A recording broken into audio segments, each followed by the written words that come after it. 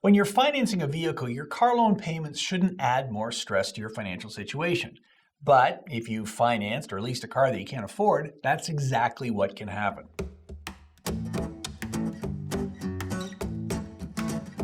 So, what are your options if you can't keep up with your car payments? Can you surrender your vehicle, and if so, how do you do it? What happens to the rest of the payments when you do? I'm Doug Hoyes, a licensed insolvency trustee with Hoyes, Michaelis & Associates. Let's talk about voluntarily surrendering your vehicle to get out of car payments. There are a few options you have before I would recommend that you give back your vehicle. You could try to refinance the vehicle. This may involve lowering the monthly payments by extending the term and taking more time to pay it off, or negotiating for a lower interest rate.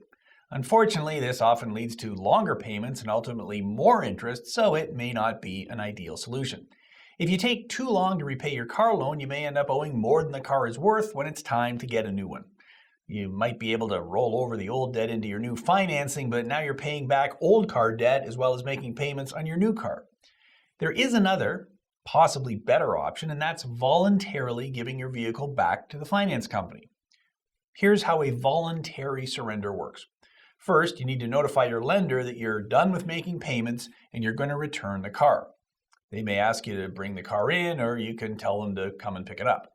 Once your car lender takes back your car, they'll sell it. After that, you'll receive a statement of realization. This statement outlines a deficiency cost, which is what you now owe. This is the shortfall between how much was left owing on the car, plus any selling costs, and how much the car sold for. This becomes an unsecured debt that you now need to deal with, and the lender can pursue you for the shortfall.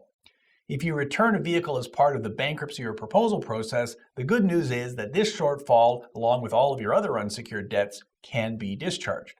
Most people who file a bankruptcy or consumer proposal keep their vehicle. Getting rid of other debts can help free up enough cash flow so that your car loan payment becomes affordable.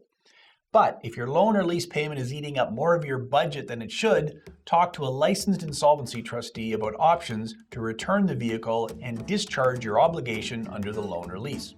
You can visit us at hoyes.com for more information on voluntary repossession, or meet with one of our licensed insolvency trustees and we can walk you through what options you may have to deal with a shortfall on a vehicle loan.